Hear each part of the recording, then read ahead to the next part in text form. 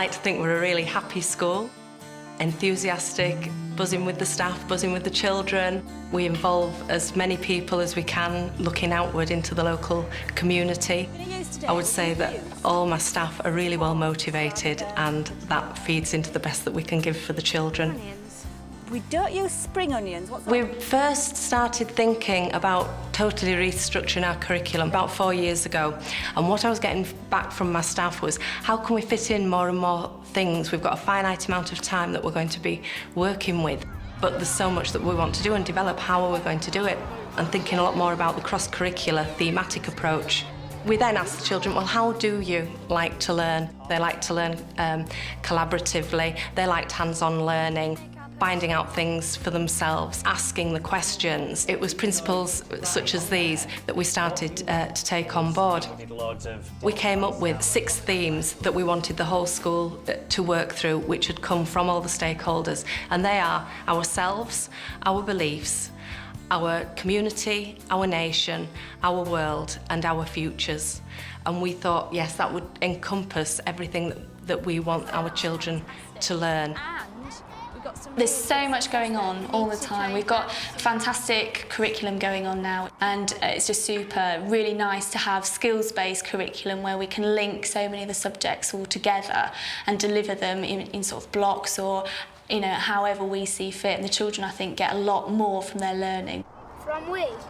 This week is our outdoors week, so there's a lot of involvement outside, and the different key stages have provided different activities for the children according to their specific needs, and listening to what the children want to do as well. We've got a Tai Chi lady coming in, and then we're going to introduce a mantle of the expert for the children.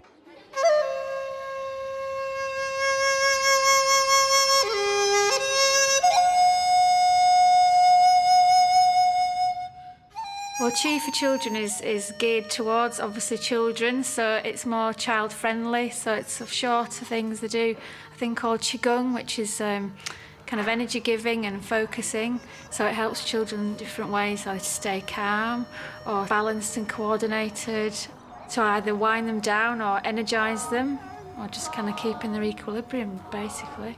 It really kind of warms them up, but also focuses them.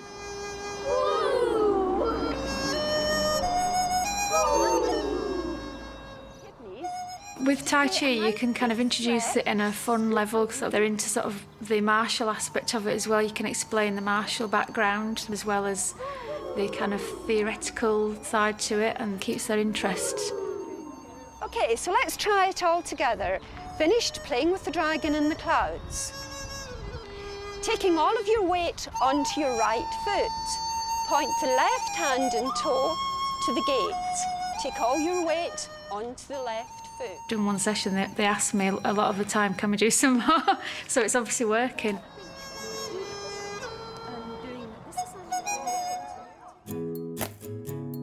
Mantle of the Expert is all about giving the children an opportunity to lead their learning. So we plant the seed, give them the problem, and then they go wherever they want to with that. I suppose it's a drama-based kind of way of bringing different areas of the curriculum together and setting up a situation where the children thoroughly believe in what they're doing and what they're trying to achieve. It gives the learning and the objectives meaning. Today, they're going to be part of a political group, so they're going to be then trying to solve this problem with relation to a tribe and some plants that's going to be taken from the tribe. Let alone serious illnesses. I've been studying a tribe called the Minnow tribe. The tribe themselves are very, very healthy people. I found out that these people rarely suffer from illnesses. Now, during my studies and time with the people, I realised that there was something very different that these people did, and that is they daily use this flower as part of their diet. Since my report came out, the Ministry of Medicines, which is a very large pharmaceutical company, have been trying to get their hands on this plant. These people have never seen Westerners before. The tribe themselves have an interesting language because they do not speak. They use gesture as their language. And unfortunately, their language is so complex that even after many months of studying, Mr. Jones has still only managed to find out 20 words or so, which he's going to share with you. OK, good morning, everybody. This is what we think is the hello, OK? So there's no noise. We think this is yes, and your right arm simply comes from your front and goes up to the top. If you see this at any time, we assume it means they're very angry. And what they did was they put their arms up, OK? It was tongues out, and they started going, ah, and stamping the feet at the same time. Ah. I really need you to learn this language the best you can.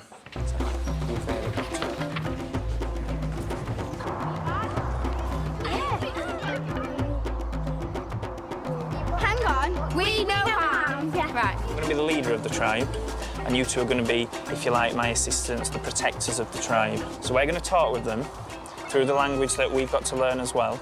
We need to be really annoyed because these people have, you know, the drugs company have come and they've started to try and take our plant. We don't want to see other humans, do we? No. What's that? No. You start off greeting and have a little conversation then. We help. No, we give. We help plant. Oh yeah. So we. Hello. We know how. Yeah. You need help. You need help from us.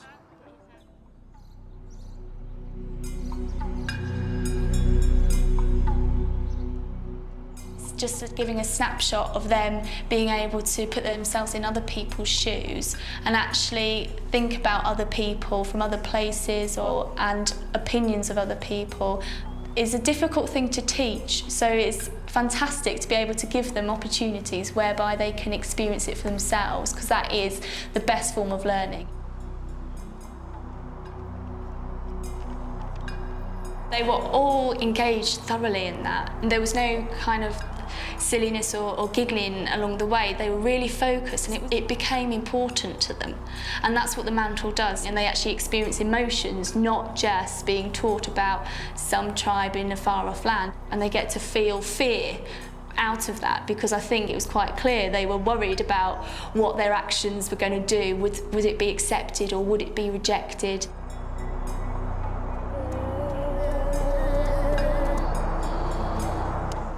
They're all thinking, how can we get that flower? How can we negotiate? And that's fantastic to be able to do that and make it seem so real.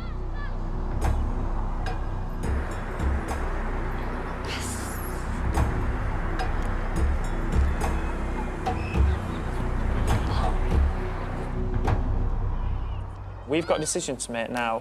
How do we go about it? Do we let the drugs company continue to do this? Is there a way that we can come up with that maybe might compromise? Or is it your opinion that we shouldn't go in, we should leave the tribe, we should leave the plant?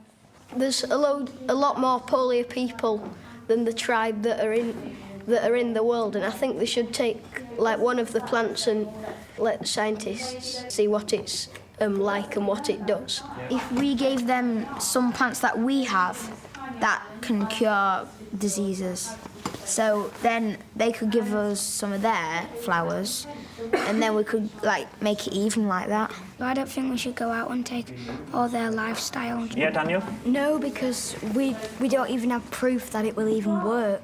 What if they're just naturally a healthy tribe and the plant's just there to decorate? Could like show them how poorly the people are and how much they need the cure for cancer.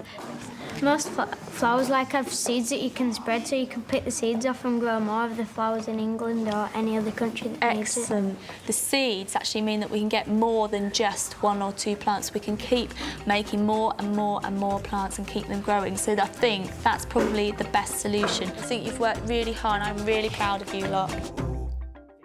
My class, Year 6, I've taught some of them for 3 years now, so they're just about to get ready to leave high school, and they're a great bunch of kids. This year we had an early meeting with the high school because we said we'd like transition to be better. So we've discussed it with the high school and then they've set work, and we've been doing lots of work on that throughout the last half term. Maths transition that they set was a theme park design where they had to plan, advertise their own theme park. We had to figure out all the profit and loss we'd make after 30 days of it running.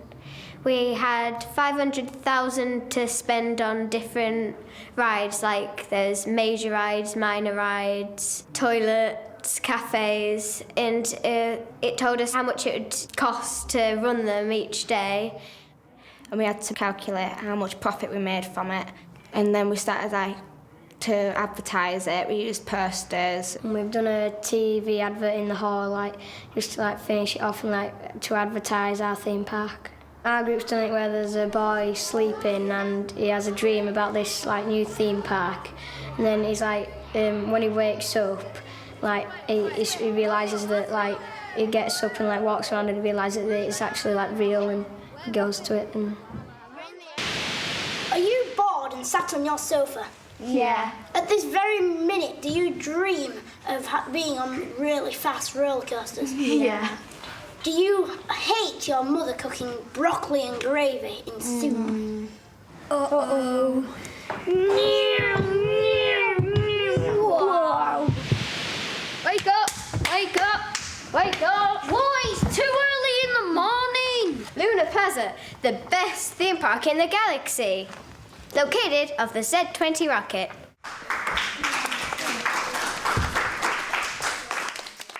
I want them leaving with enthusiasm, with positive attitude and outlook on life, the fact that they can make a difference if they try really hard. And they see challenge as a good thing. They always think positively.